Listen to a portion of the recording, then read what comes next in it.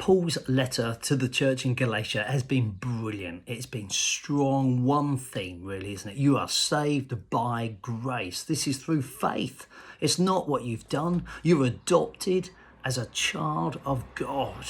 You are loved. You are forgiven. You are set free from slavery to sin. The book has been packed with this truth. And then we get to chapter 6. And chapter 6 basically says, bear one another burdens to fulfill the law of Christ. I believe the law of Christ is to love God and to love one another. Paul goes on to argue in this chapter, doesn't he? He says, come on, let's make sure we don't grow weary in doing good. What you sow is what you will reap. Don't give up. I'm aware with lockdown and home for weeks, it's easy to get tired and weary.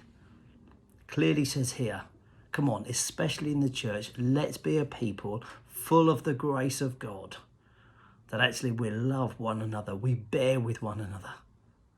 Father, I thank you that your gospel changes who I am. It changes the very core of me, but it's to be outworked in my love for one another in the church. I pray for us as a church that this will be true, that people would think, God, they love one another, they bear with one another, they keep sowing into one another, speaking truth, blessing one another.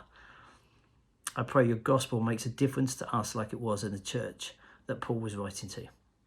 Amen.